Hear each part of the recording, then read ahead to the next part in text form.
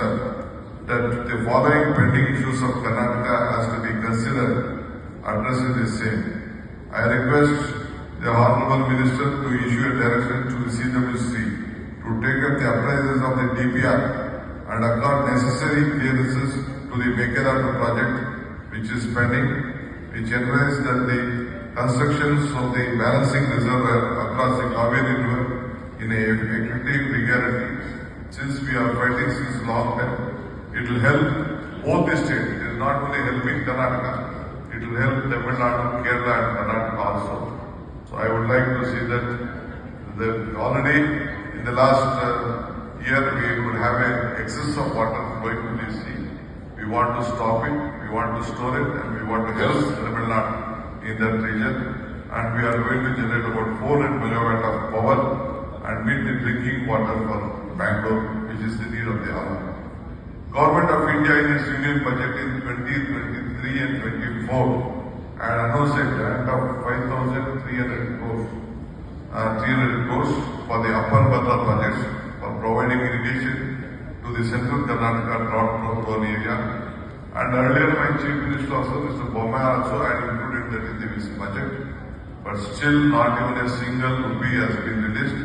I would like to request, I have met the Honorable Minister for Water Resources, earlier the Minister, the present Prime Minister and requested him. But still the amount what was being announced in the budget has not been released. They assured us they are going to take up this as a national project. But still no decision has been taken on the releases. I request the Minister to take appropriate steps, move to a Supreme Court by filing up the application on modification of the order of 2011 on the Gazette notification award of Krishna Water Dispute Tribunal, which was pronounced during 2010 to enable Karnataka make use of its allotted share. And again I would like to request the MOF and direct the concerned authorities on the National Code of Wildlife on the Madai Water Dispute Tribunal that was promulgated the award in 2016 on this Kalsa Bandu Nala scheme and on Madai, which we have a problem with the Forest Ecological Department also. Further, I would like to impress upon the National Water Development Agency to revisit the state-wise provision of the related Godavari Kaveri link project under the linking of the river scheme for the irrigation use of allotted the rightful share of state of Karnataka based on the principles of equity and equality appointment, since currently a mega allocation of 15.89 TMC of water is proposed for Karnataka. With this, I would like policy was enacted in 2022 during incorporating a new elements, parameters, encourage promotions and major success of its effective innovation implemented.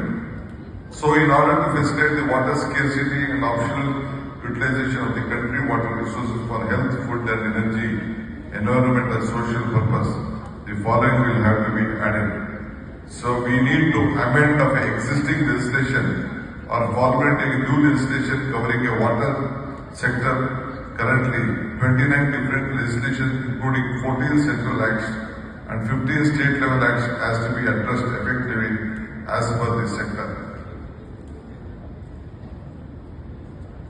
Establishment of a new governance administrative bodies with the request of mandate powers authority to staff and resources.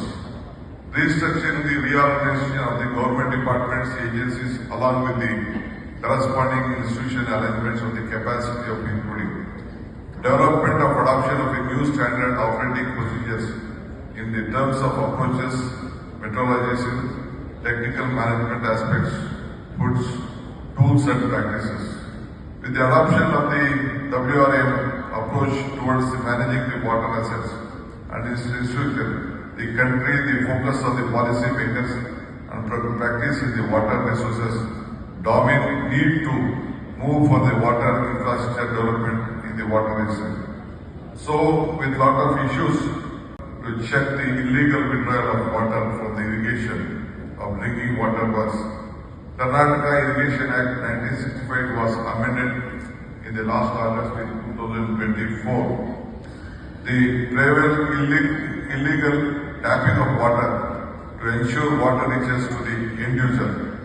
By including sustainable section in establishing an irrigation code, by confirming powers on the irrigation officers to conduct inquiry for the better enforcement of the act proceedings to the equal of civil code, by provision of the task force with police for a better enforcement act. What I would like to convey is that we could see that in all our canals, the farmer used to pick the water by putting the borewells, pump sets, and end users used to not get the water. So I come out amendment the act which was in 1964 that we will not allow any of them to suck the water from the canals so that it reaches the end user. This is a new initiative which we have taken this year. So this department has to look into all these actions. As urbanizations in the livable cities, sustainable rural development, disaster risk management, adaptation to the climate change, acquisition and allocation of the national resources, and the economic cooperation is also needed. The development of land and water resources together and the central to the country's inclusive strategy to the sustainable growth and development. As our country is very large, big, for our India particularly, water resources have been a subject of a great concern. India supports its 80% of the world population with just 4% of the world's freshwater resources to feed water to its agriculture needs, growing population, expanding seas, and a greater industrialization is a challenge that India would need to tackle the forthcoming coming decades.